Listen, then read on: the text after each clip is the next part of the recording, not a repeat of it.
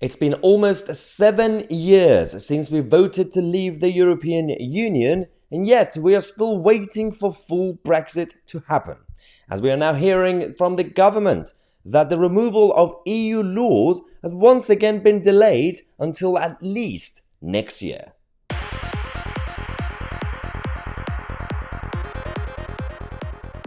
It's absolutely embarrassing at this point what's going on in the country. Yes, we did vote to leave the European Union in 2016. And yes, technically we left that organization in 2019, 2020, transition period and everything else that happened afterwards. Technically we are no longer a member. We get it. But we are still tied to EU laws. And this has caused a lot of issues.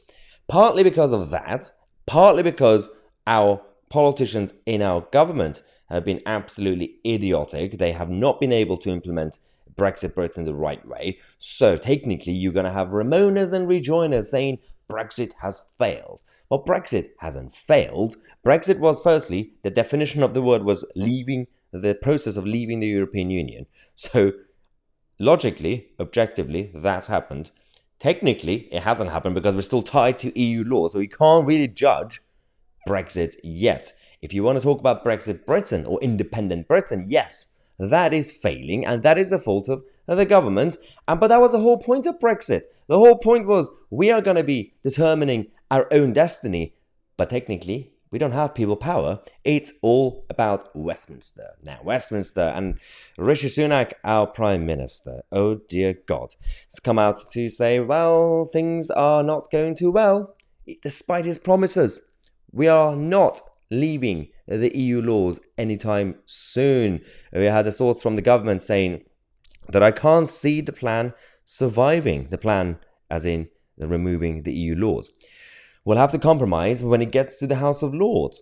If the object is to review all these regulations properly, rather than just cut and paste them into UK law, then we'll need more time. It's an entirely arbitrary deadline. We are going to have to make a concession to get it through. Okay, so there are a few obstacles here. One is the actual Whitehall civil service as a machine.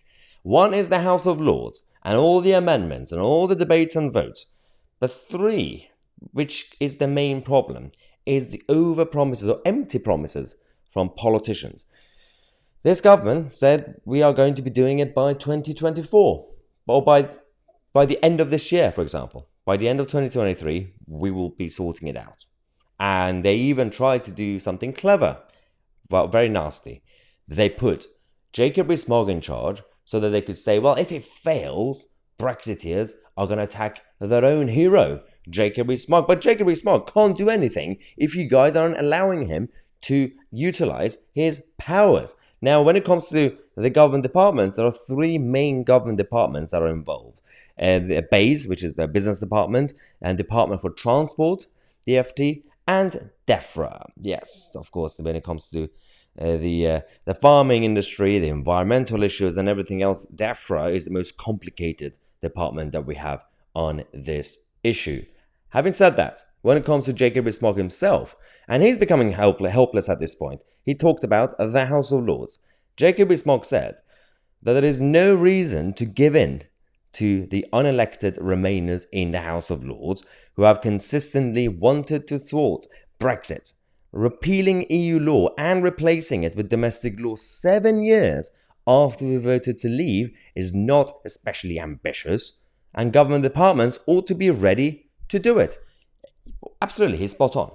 And that was his job. His job at the time, especially until recently, was to primarily focus on that. But of course, when you have weak ministers and weak prime ministers and not being able to challenge the establishment, the senior civil servants in each government department, then how can we do anything in this country? How can we get anything done? How can we reform the NHS? How can we sort out the housing crisis? How can we sort out the education system? You can't do anything, regardless of who is in power. This is a problem with the current British political system. Now, let me know what you guys think in the comment section. I'm Tousi, and we are the media.